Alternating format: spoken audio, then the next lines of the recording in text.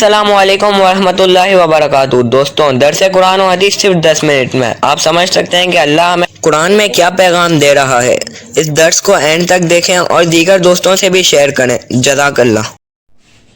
الحمدللہ رب العالمین والصلاة والسلام علی سید الانبیاء والمرسلین، اما بعد فاعوذ باللہ من الشیطان الرجیم، بسم اللہ الرحمن الرحیم۔ ناظرین کرام، حاضر ہوئے ہیں سلسلہ درس قرآن لے کر۔ آج ہم سماعت کریں گے سورہ بقرہ کی آیت نمبر 176 اور 177۔ آئیے سنتے ہیں کہ اللہ تبارک و تعالیٰ نے ان آیت مبارکہ میں کیا پیغام دیا ہے۔ بسم اللہ الرحمن الرحیم۔ ترجمہ: اللہ کے نام سے شروع جو نہایت مہربان رحم والا ہے۔ ذالک بأن اللہ نزل الکتاب بالحق وَإِنَّ الَّذِينَ اخْتَلَفُوا فِي الْكِتَابِ لَفِي شِقَاقٍ بَعِيدٍ۔ ترجمہ: یہ سزا اس لیے ہے کہ اللہ نے حق کے ساتھ کتاب نازل فرمائی اور بے شک کتاب میں اختلاف کرنے والے دور کی مخالفت و ضد میں ہے۔ فی الکتاب، کتاب میں، کتاب سے مراد ناظرین اکرام قرآن شریف ہے یا توریت شریف۔ پہلی صورت میں اختلاف سے مراد ہوگا نہ ماننا، اور دوسری صورت میں اختلاف سے مراد ہو صحیح طور پر نہ ماننا، کیونکہ یہودی قرآن کریم کو تو بالکل نہ مانتے تھے اور توریت کو ماننے کے دعوے دار تھے، مگر صحیح طور پر نہ مانتے تھے اور نہ حضور اکرم صلی اللہ علیہ وسلم پر ایمان لے آتے۔ ایک قول یہ ہے کہ یہ آیت مشرکین کے حق میں نازل ہوئی۔ اس صورت میں کتاب سے قرآن ہی مراد ہوگا، اور ان کا اختلاف یہ تھا کہ ان میں سے بعض قرآن کو شعر کہتے تھے اور بعض جادو اور بعض کہانت کہا کرتے تھے۔ تو کہا کہ کفار میں، مشرکین میں جب قرآن کریم نازل ہونے لگا تو بعض اس کو شعر کہتے تھے اور بعض اس کو جادو کہتے تھے، بعض اس کو کہانت اور کہانیاں کہا کرتے تھے، معاذ اللہ، استغفر اللہ۔ تو اللہ نے فرمایا یہ سزا اس لیے کہ اللہ نے حق کے ساتھ کتاب نازل فرمائی، بے شک کتاب میں اختلاف کرنے والے دور کی مخالفت و ضد میں ہے۔ تو فرمایا کہ ایسے لوگوں کے لیے جو ہے وہ دردناک عذاب ہے۔ یہ سماعت کرتے ہیں 177۔ لَيْسَ الْبِرَّ أَن تُوَلُّوا وُجُوهَكُمْ قِبَلَ الْمَشْرِقِ وَالْمَغْرِبِ وَلَكِنَّ الْبِرَّ مَنْ آمَنَ بِاللَّهِ وَالْيَوْمِ الْآخِرِ وَالْمَلَائِكَةِ وَالْكِتَابِ وَالنَّبِيِّينَ وَآتَى الْمَالَ عَلَى حُبِّهِ ذَوِي الْقُرْبَى وَالْيَتَامَى وَالْمَسَاكِينَ وَابْنَ السَّبِيلِ وَالسَّائِلِينَ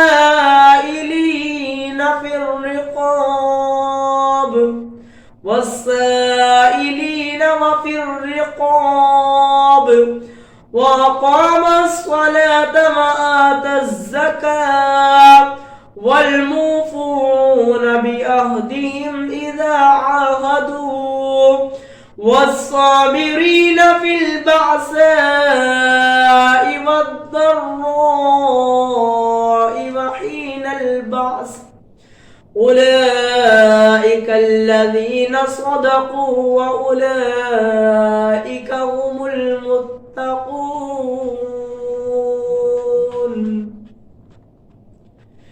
ترجمہ: اصل نیکی یہ نہیں کہ تم اپنے منہ مشرق اور مغرب کی طرف کر لو، بلکہ اصل نیک وہ ہے جو اللہ اور قیامت اور فرشتوں اور کتاب اور پیغمبروں پر ایمان لائے، اللہ کی محبت میں عزیز مال رشتہ داروں اور یتیموں اور مسکینوں اور مسافروں اور سائلوں کو اور غلام اور لونڈیوں کی گردنیں آزاد کرانے میں خرچ کرے اور نماز قائم رکھے، وآتوا الزکوٰۃ اور زکوٰۃ ادا کرے۔ وہ لوگ جو عہد کر کے اپنا عہد پورا کرنے والے ہیں اور مصیبت اور سختی میں اور جہاد کے وقت صبر کرنے والے ہیں۔ یہی لوگ سچے ہیں اور یہی پرہیزگار ہیں۔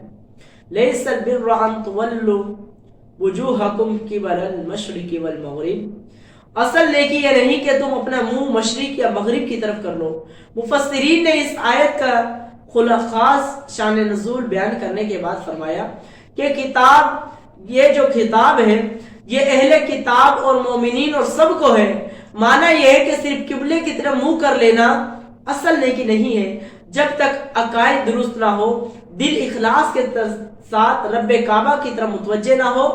یہ بات بھی ذہن میں رکھنی چاہیے کہ ضروری اعمال کو بجا لاتے ہوئے دوسرے عمل کو حقیر اور معمولی نہ سمجھتے ہوئے کسی خاص عمل کو زیادہ رغبت اور محبت اور کثرت کے ساتھ کرنا تو درست ہے، اس میں کوئی حرج نہیں، لیکن ضروری عمل مثلا فرائض اور واجبات ترک کرنے کی صورت میں یا اپنے عمل اور طریقے کے علاوہ دوسرے کے عمل اور طریقے کو حقارت کی نگاہ سے دیکھتے ہوئے کسی عمل کو ہی اچھا سمجھنا سراسر باطل اور غلط ہے۔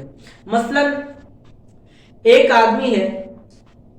آدمی روزوں کی کثرت کرتا ہے تو روزے نہ رکھنے والوں کو حقیر نہ سمجھے، یوں ہی ذکر و درود کی کثرت کرنے والا تبلیغ دین میں مشغول آدمی کو کمتر نہ سمجھے، یوں ہی واعظ و نصیحت کرنے والا تحریر و تصنیف و تدریس سے دین کی خدمت کرنے والوں کو کمتر نہ سمجھے۔ یہودیوں کا رواسی وجہ یہ کیا گیا کہ ایمان صحیح اور اعمال صالح کی طرف تو آتے نہ تھے، رشوت، حرام خوری، سود، فیصلہ کرنے میں نا انصافی، بغض، کینہ، دیگر گناہوں میں تو دلیر تھے، قبلے کے مسئلے میں حق بات معلوم ہونے کے باوجود بلا وجہ جھگڑا کرتے تھے اور ایک خاص قبلہ ہونے والے کو کافی سمجھتے تھے۔ آیت سے معلوم ہوا کہ اعمال سے ایمان مقدم ہے، پہلے ایمان لاؤ پھر نیک عمل کرو، کیونکہ جڑ شاخوں سے پیدا ہوتی ہے، ایمان جڑ ہے اور اعمال شاخیں ہیں۔ ایمان میں سب سے اول اللہ تعالیٰ پر ایمان لانا ہے، فرمایا من آمنا، جو ایمان لائے۔ آیت کے اس حصے سے لے کر آخر تک نیکی کے 6 اہم طریقے بیان فرمائے گئے ہیں۔ ایمان لانا، اللہ تعالیٰ کی محبت میں مستحق افراد کو اپنا پسندیدہ مال دینا۔ نمبر 3، نماز قائم کرنا، زکوٰۃ دینا، عہد پورا کرنا اور مصیبت، سختی اور جہاد میں صبر کرنا۔ آئیے سنتے ہیں مختصر سی ان کی تفصیل۔ ایمان کی تفصیل یہ ہے کہ ایک تو اللہ تعالیٰ پر ایمان لائے کہ وہ وحی اور قیوم اور علیم اور حکیم، سمیع اور بصیر، غنی و قدیر، ازلی و ابدی، واحد لا شریک لہ۔ دوسرا، قیامت پر ایمان لے آئے کہ وہ حق ہے، اس میں بندوں کا حساب ہوگا، اعمال کی جزا دی جائے گی، مقبولان بارگاہ الہی شفاعت کریں گے، حضور اقدس صلی اللہ تعالیٰ علیہ وآلہ وسلم سعادت مندوں کو حوض کوثر پر سیراب فرمائیں گے، پولیس رات پر گزر ہوگا اور اس روز کے تمام احوال جو قرآن میں آئے یا سیدی انبیاء کرام صلی اللہ تعالیٰ علیہ وآلہ وسلم نے بیان فرمائے، سب حق ہے۔ تیسرا، فرشتوں پر ایمان لائے کہ وہ اللہ تعالیٰ کی مخلوق اور فرما بردار بندے ہیں، نہ مرد ہے نہ عورت ہے۔ ناظرین کرام، فرشتے جو ہے نہ عورت ہے نہ مرد ہے، ان کی تعداد اللہ تبارک و تعالیٰ جانتا ہے۔ 4 ان میں سے بہت مقرب ہے، حضرت جبرائیل علیہ السلام، حضرت میکائیل، حضرت اسرافیل اور حضرت اسرائیل علیہ السلام۔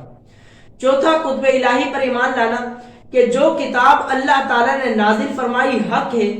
ان میں 4 بڑی کتابیں، توریت جو حضرت موسیٰ علیہ السلام پر نازل ہوئی، انجیل حضرت عیسیٰ علیہ السلام پر نازل ہوئی، زبور حضرت داؤد علیہ السلام پر نازل ہوئی، اور قرآن مجید جو حضور جان کائنات صلی اللہ تعالیٰ علیہ وآلہ وسلم پر نازل ہوئی۔ اور اس کے علاوہ حضرت شیش، حضرت ادریس علیہ السلام، حضرت آدم، حضرت ابراہیم علیہ السلام پر بہت سے صحیفے نازل ہوئے۔ 5واں، تمام انبیاء کرام علیہ السلام پر ایمان لانا کہ وہ سب اللہ تعالیٰ کے بھیجے ہوئے ہیں اور معصوم یعنی گناہوں سے پاک ہے۔ ان کی صحیح تعداد اللہ تعالیٰ جانتا ہے، ان میں سے 313 رسول ہیں۔ ناظرین کرام، یاد رہے کہ ایمان مفصل جو بچوں کو سکھایا جاتا ہے، اس کی اصل یہ آیت بھی ہے کہ اس کے علاوہ دوسری آیت بھی ہے۔ وآت المال علی حبہ، اور اللہ کی محبت میں اپنا عزیز مال دے۔ اس سے پہلے ایمان کا بیان ہوا اور اب اعمال کا ذکر کیا جا رہا ہے، اور آیت کے اس حصے میں نیکی کا دوسرا طریقہ بیان کیا گیا کہ اللہ تعالیٰ کی محبت میں مستحق افراد کو اپنا پسندیدہ مال دینا، یہ بھی اللہ تعالیٰ سے محبت کا دلیل ہے۔ تو سب سے پہلے فرمایا کہ اگر تم جو ہے نیکی کا کام کرنا چاہتے ہو، نیک بننا چاہتے ہو کفار کے حوالے سے، کہ پہلے ایمان لے کر آؤ، اللہ پر ایمان لے کر آؤ، یہ تمہاری سب سے بڑی نیکی ہے۔ اللہ پر ایمان لے کر آؤ، کہتے نا آمنت باللہ و ملائکتہ و کتبہ و رسلہ والیوم الآخر والقدر خیرہ و شرہ من اللہ تعالی والبعث بعد الموت۔ میں ایمان لایا اللہ پر، اس کے رسولوں پر، ملائکہ پر، اس کے کتب پر، تمام کتابوں پر، اور آخرت کے دن پر، اچھی بری تقدیر پر۔ اگر ان میں سے بندہ کسی کا بھی ایک کا انکار کرتا ہے، مثال کے طور پر اللہ پر بھی ایمان لے کر آیا، ملائکہ پر بھی ایمان لے کر آیا، رسولوں پر بھی ایمان لے کر آیا، کتابوں پر ایمان نہیں لے کر آیا، دائرہ اسلام سے خارج ہو جائے گا۔ اب ساری کتابوں پر ایمان لے کر آیا، زبور پر لے آیا، انجیل پر لے آیا، قرآن مجید پر لے آیا، توریت پر نہیں لے کر آیا، تو وہ بھی دائرہ اسلام سے خارج ہو جائے گا۔ تو فرمایا کہ اگر ان میں سے کوئی ایک چیز کا بھی انکار کر دے تو دائرہ اسلام سے خارج ہو جاتا ہے۔ آگے آیت کے ایک حصے میں فرمایا وآت المال، اور مال جو ہے خرچ کرنے کے حوالے سے فرمایا۔ تو مال کے خرچ کرنے کے، مال کے مستحق افراد اور انہیں مال دینے کے فضائل بہت سارے ہیں۔ احادیث مبارکہ سنتے ہیں کہ رشتہ داروں پر خرچ کرنا، حضرت سلمان بن عامر رضی اللہ تعالیٰ عنہ سے مروی ہے کہ تاجدار رسالت صلی اللہ تعالیٰ علیہ وسلم نے ارشاد فرمایا رشتہ دار کو صدقہ دینے میں دو ثواب ہیں، ایک صدقہ کرنے کا اور ایک صلہ رحمی کرنے کا۔ جب بھی جو ہے مال خرچ کرنا ہو، اللہ تعالیٰ کی راہ میں دینے کی نیت ہو، تو ضرور جو ہے سب سے پہلے اپنے خاص رشتہ داروں کو دیکھیں، اپنے رشتہ داروں کو دیکھیں، اپنی فیملی میں دیکھیں، اس کے بعد جو ہے وہ باہر کی طرف جایا جائے۔ اللہ تعالیٰ ہمیں اپنی بارگاہ میں مال خرچ کرنے کی توفیق عطا فرمائے، آمین بجاہ نبی صلی اللہ علیہ وسلم۔ برائے مہربانی اس ویڈیو کو لائک کر دیں، چینل کو سبسکرائب کر کے بیل آئیکن دبا دیں تاکہ آپ کو آنے والی ویڈیو کی نوٹیفیکیشن ملتی رہے۔ جزاک اللہ خیرہ، اللہ آپ کو درس دیکھنے کا اجر عطا فرمائے، آمین۔